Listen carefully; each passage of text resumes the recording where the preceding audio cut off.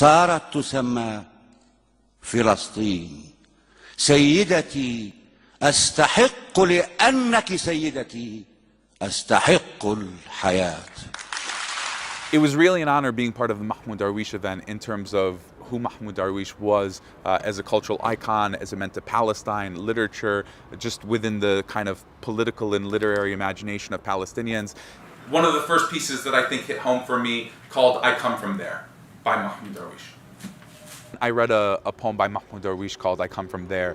And the reason that I chose that poem is that I think thematically the way that Mahmoud Darwish talks about Palestine while also being in exile, while also being separated, while also kind of longing for home, I think it just kind of spoke to me in the way that the poem Passport or Identity Card or other pieces speak to people. I grew up in a small town in western Massachusetts, very much connected while also disconnected from Palestine. So through my family's experience, but the physicality of being split from Palestine in terms of the political imagination, in terms of the culture and art. So for me, when I discovered the work of Mahmoud Darwish, I was drawn to it in a very similar way that I was Edward Said or Palestinian poet Suhair Hamad.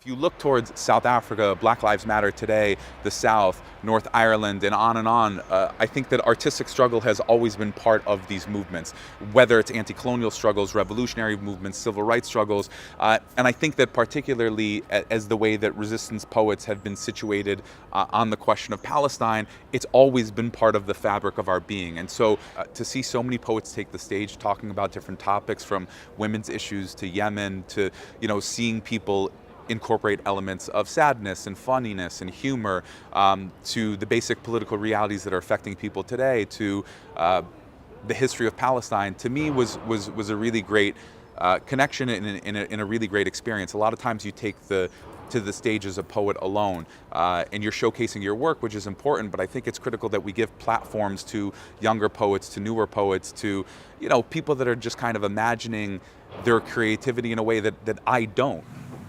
Mahmoud was my brother, who I'd only ever meet in a dream. Mahmoud was my brother. Make you enjoy my beats and enjoy the whole hut. The painting and visual art last night, I think, added an incredible element to the event, because we're not just imagining Palestine culturally speaking through poetry or through hip-hop or through theater, but to see the visual representation as well, and the way that the artist was able to build on the spot and really kind of reflect and represent the themes of the night, I just thought was incredibly powerful. أنا ما قالت الكلمات كن جسدي فكنت لنبرها جسدا. أنا ما قلت للكلمات كوني ملتقى جسدي مع الأبدية البيضاء. كوني كي أكون كما أقول. مبعثرة تماما كحياة الفلسطينيين. It's completely scattered like the life of a Palestinian.